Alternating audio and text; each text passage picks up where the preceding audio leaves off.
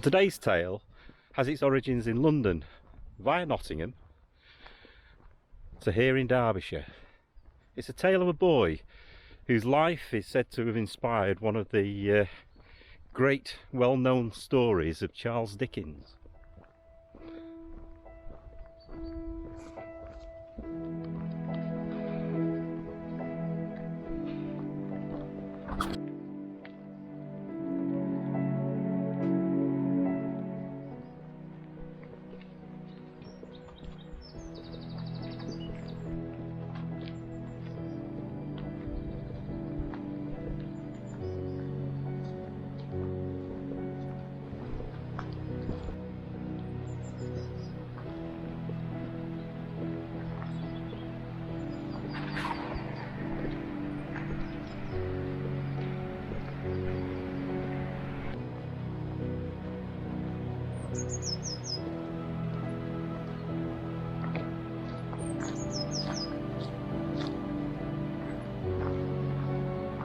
Litton Mill was once a textile mill, but is now resident home to some luxury apartments.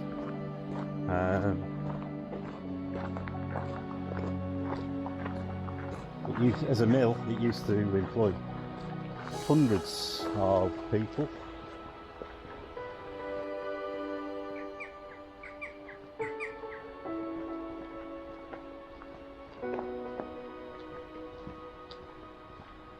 Large windows of textile mill still there. Get the light inside so they can see under the looms.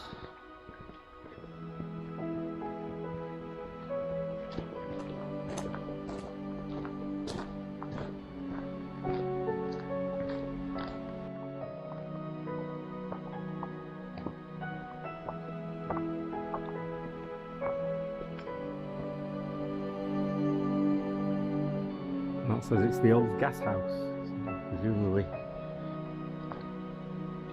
don't know what the chimney's for.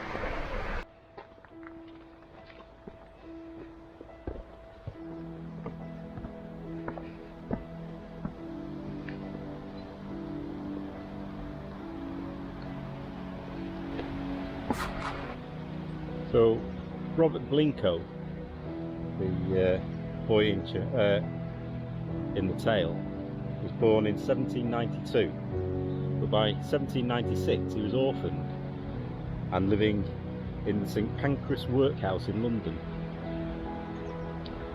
The Poor Act of 1601 had among its provisions the putting out of children to be apprentices. Basically, they were sold on. And at the age of 6, Robert was sent to work as a chimney boy, an assistant to a chimney sweep, obviously, sent up the chimneys to clean them. But for reasons unknown, his master soon returned him to the workhouse. Very possibly he got too big. Very likely. And you know, he couldn't get up the chimneys, because that's what they used to do, isn't it? Go up, send them up the chimneys to sweep. It certainly wasn't because he was getting too fat. He was being fed a lot, would he? In August 1799, at the age of 7, he was sold to work as a mule scavenger at Gonalston Mill, a cotton mill in Loudon, which is just outside Nottingham, not far from where we live. And he was one of 80 7-year-olds in the workhouse who were sold as parish apprentices, which is supposed to mean that they would also be schooled and they're educated to have better lives. Well, that never happened, did it?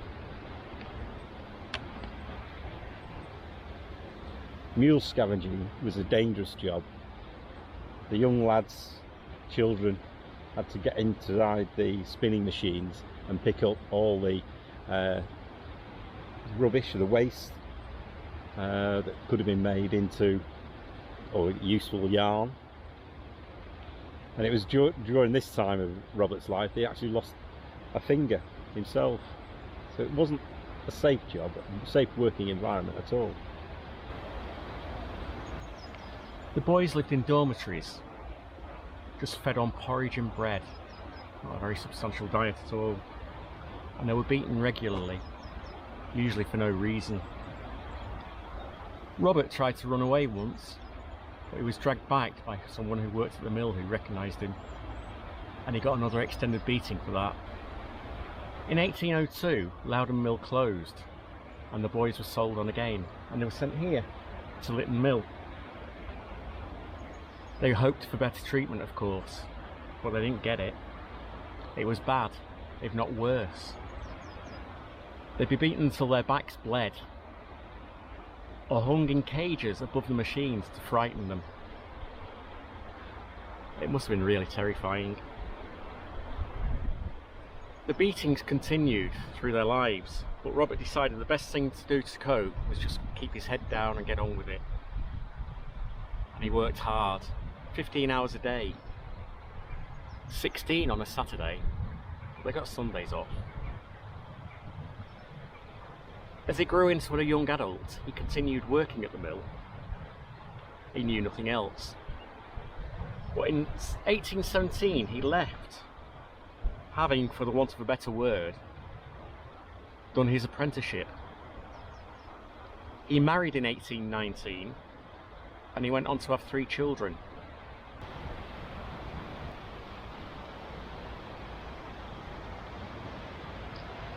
He managed to start his own business, a cotton spinning business, but sadly just after 11 years there was a fire and he lost his business.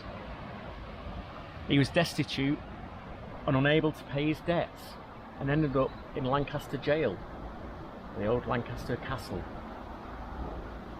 And he served quite a long time there, but eventually he was released and he became a cotton waste dealer, and he was quite successful at that.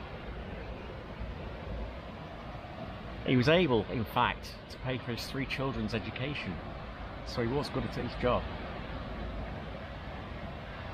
He was interviewed in later life about his life as a young boy, and it became quite famous. It was in print, and this is when Charles Dickens is said to have heard about him, and he based Oliver Twist on his life. There are some stories that say that isn't true, but it's become an urban myth, but we'll never know. There was no actual record of Charles Dickens actually saying that he did meet the boy or the man or read the story. But it is refuted that that is what happened, and that's what Oliver Twist was based on. Robert died of bronchitis in 1860, surrounded by his children, and he's buried not too far from here, over the border in Cheshire, a place called Potshrigley. Apparently his gravestone's not in very good state now, and you can hardly read it, but it is still there to be seen. So that's the story of a young boy who apparently was, for want of a better word, or a better name, Oliver Twist, here at Litton Mill.